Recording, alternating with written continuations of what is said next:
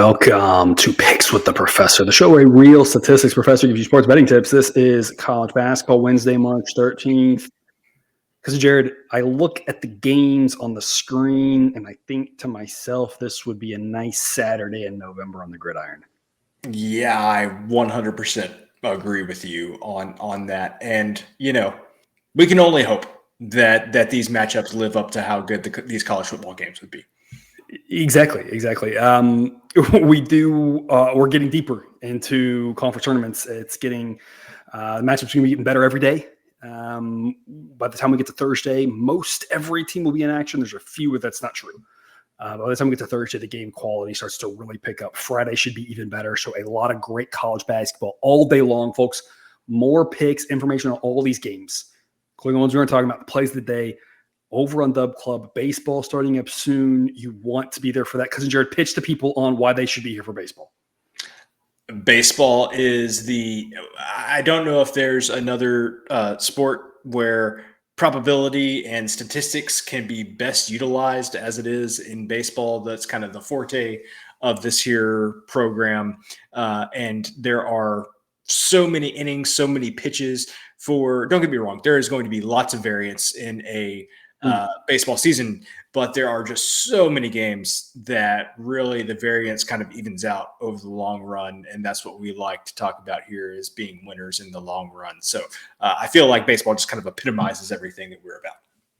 Very well put. And if you've been with us for any time, you know this. And if you're new, catching us here for the first time or one of the early times, we are not about, hitting the lottery. We're not about, locks. There are no locks in gambling. We're about long-term success. That's what we've shown here in the many years we've been doing this. And again, even more success for this. We're in Dub Club. You shoot the plays of the day, which is rock and roll. It seems like for every single sport. Baseball coming soon. You want to be a part of that. So again, make sure you check us out there if you haven't yet.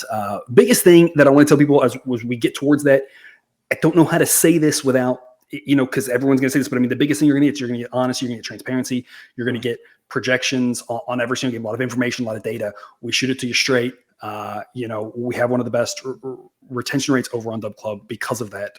That doesn't mean we're perfect. It just means, in general, it's a solid product. So we encourage you to check it out if you haven't yet.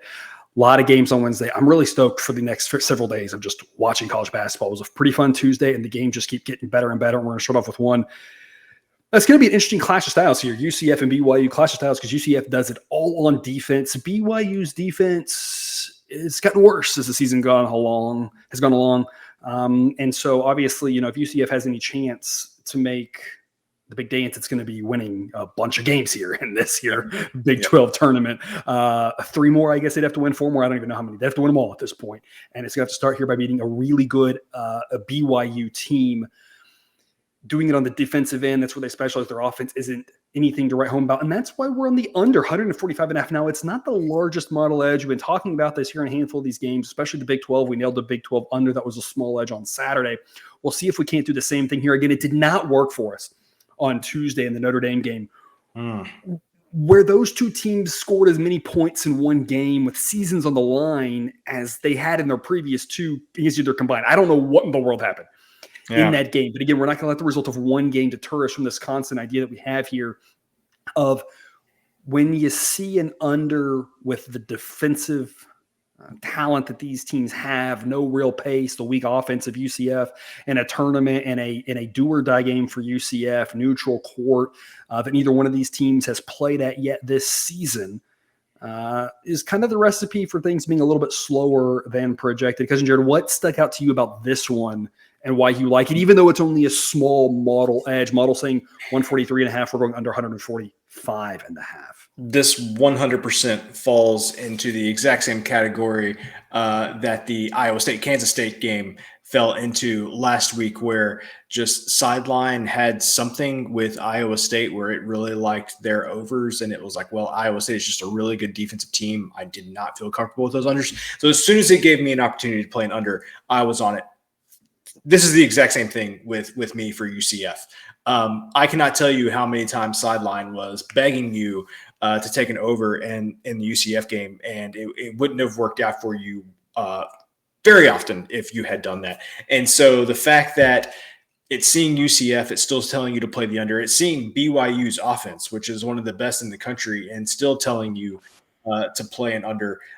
This is just one of those things where I know where sideline is biased at, and it is 100% biased to tell you to play a UCF over. So the fact that it's And not, a BYU over. We've played a lot of BYU overs as well. yeah, and so that it's telling you to play that under, that tells me something.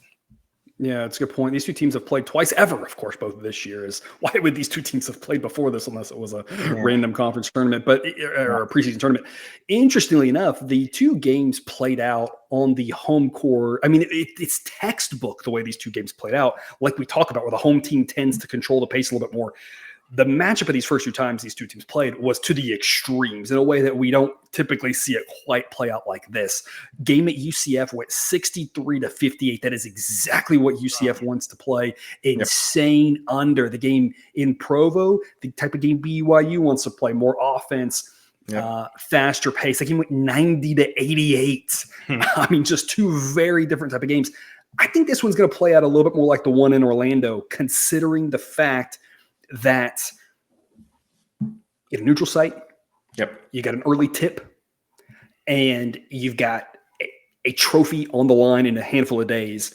BYU and UCF both are teams that really want to make their mark there. There's some teams in this conference tournament, Kansas, for example, who don't know the exact health of McCullough and Dickinson, know they won't play. But we know Kansas in years past has treated this tournament very flippantly in some years. They go out there and they kind of roll the ball out there and they play. And if they start playing well, they're going to try to win it. If they lose early, they just don't care, right? That's not been their MO. They're interested in it, right? It's a very different style than what I expect from these two teams who really want to make their mark in this tournament, just constantly being the little guy. That tends to lend itself to more cautious basketball, slower basketball. So a lot of reasons to like this under here. Not the biggest value play, but one we like nonetheless, under 155.5 to start us off. But again, remember, you can get all sorts of picks and projections on every single game. Little sneak peek for you there. And Rice, Wichita State, if you're interested in that one. Don't know why you would be, but if you are, there you go. You get a little metrics on that one. You get metrics for all that stuff. You're with us on Dub Club. $5 off your first month with the link in the show description, or scan that QR code. A ton of benefits to check that out over there. We're going to stick in the Big 12 and also cover 7 p.m. Eastern, Kansas State at Texas. Because you're at a football matchup we've loved to bet on many years running now. We will not get that opportunity likely in football very often again at this point. This will also be the last time they beat basketball for a long time, other than random tournament type stuff. But we're going to go under as well. B- create a little bit better edge. And we've talked a lot about the Big 12, that they were a much stronger over conference really early on in the conference season. But as it went on, it was just kind of one by one, the dominoes fell. Texas turned out to be one of the few over teams that was left by the end of the season, as demonstrated by the fact that their offense is as good as their defense. But so many of the teams in the Big 12 started excelling by defense and or started really slowing their pace down, like Baylor. Baylor, of course, much better offense and defense, but their pace really slowed down. Texas State as a little bit of an over team because their offense is pretty strong, but you see their opponent, Kansas State, is kind of the same profile that we talked about with UCF just a minute ago. Good on defense, not as much on offense. We had that Kansas State, Iowa State under here this weekend, a much lower number, much higher number here, but still reason to think under, because Kansas State tends to go under with the fact that their offense isn't that good and their defense is. They're actually going to play a little bit faster than Texas in this one in general. But again, with the conference tournament here, neutral site action in Kansas City, I don't expect it to be an up and down game. Because Jared, what's your take on this one? Yeah. So number one, Kansas State all season been more of an under team than anything else. So I think defense is what they're good at. When it gets to be this time of year, of course, that is what you're trying to hang your hat on. And even more so than usual, you're trying to do absolutely everything you can to ensure that this game plays out the way that it, best fits your style. And so I think they're going to do everything they can to slow this game down and make it ugly. Texas, on the other hand, yes, they have a good offense, but defense, nothing to, I don't know. Still fine. Still good. Defense is still good. Their offense might get a little bit more credit, but still a pretty good defensive team. The familiarity these teams have with each other, I just can't get over the fact that I think this is going to be a low scoring game. I don't see it being high scoring. To your point, in the Big 12, you've really had to have a very specific mix of teams the past handful of weeks to get an over, and I don't think this is the right mix of teams. Kansas State, after starting off the season 6-1 to the over, as we talked about, just became a massive under team. 14 unders the rest of the season to only 9 overs, and that's in spite of the fact that they ended up playing 7 games that went to overtime. So the fact that they still had that crazy run of unders with all those overtime games is kind of impressive too. They should have had even more than that. So you're talking about a team that, again, for the most part was an under team. Doesn't mean every game went under. It just meant that's more where they leaned. And when they went over, it happened to be against teams not named Texas as the other time these two teams played. They only played once. The game went 62-56. Didn't come close to this number. And that game was in Austin. And so if you have any thought about, how it's going to play out one versus the other, Texas was more of an over team this year. So it wasn't like they, ground this game to a halt. They're not St. Mary's. They're not, Houston or Iowa State or one of those teams like that. They're pretty run-of-the-mill pace for Texas there. And that game, again, did not even get to 120. And so model projecting 139 points. It's going to get us to go under 143. Just sneaks in to the B grade category. But as always, folks, you should be shopping around, getting the best price. Every point, every half point can matter. It won't matter for many games, but the ones that matter can be the difference. And at the end of the month, you're showing a profit or a loss. We encourage you to have multiple books in your portfolio. BetUS is a great one to have. If you don't have them yet, new users, 125% bonus on your first 3 deposits. Check them out if you have not yet already. BetUS, America's favorite sportsbook and casino. Live betting and racebook. We're celebrating 30 years with a historic offer. A 125% sign-up bonus on your first 3 deposits. Plus 10% gambler's insurance. Get started today. BetUS, where the game begins. Wrap us up here with Michigan and Penn State. Cousin Jared, it feels like everybody's favorite pastime at this point is just picking on Michigan State basketball, who, we can facetiously joke around about sold their soul to the devil for football to win a national title. And, hey, if you're a Michigan fan, you got to be thrilled about that national title. And you don't really care what happens here. Right? And the Lions going to the NFC Championship game. I mean, that has to do with it too. Yeah, exactly. The basketball team started off looking okay, actually. Backed them a few times successfully early on. They looked good for the handful of games, and then it's just gone down the drain. Sideline says Penn State by 11 in this one. We're going to lay 6.5 with Penn State. B grade value for us here. Cousin Jared, my thought on this one really is simply the fact that, Penn State's a solid basketball team, and Michigan is not. It's really that simple, right? Yeah, 100% agree with you that you talked about Michigan starting out the season looking respectable. If you take that out and just look at what they've done in conference, and they had a couple of games in conference where they looked respectable, but on the whole, and I think when you look at those, it was like they just got hot from 3 or something. Like it wasn't really, really great. If both of these teams play an average game that they have played, Penn State wins this one handily. A couple other things I like here, as we've mentioned all the time, but it's, even more so now that it's win or go home. 6.5, you're still fouling. Down 6, you're still fouling at this point in the season. So definitely like that aspect of it. The other thing, and it's not very often, I talk about this all the time during college football, but not as much during college basketball. But if you're Michigan, like you just want the season to be over, right? If you didn't say it, I was going to say it. Yeah. And everything that, Juwan Howard can't seem to get out of his own way as far as causing a sideshow with things. And there was the incident with the trainer earlier this year where he resigned because there was an argument between Howard's son and one of the trainers. And it's just literally one thing after another off the court with this team. So for all the reasons that I just mentioned, game wise about how the teams have played and the fouling situation late in the game, I just think that Michigan's like, you know what, I'm good. I'm like, what game was it last week where we're like, this team's already on spring break? Can't remember exactly which one it was. Pacific, probably. Yeah. Okay, it must have been Pacific.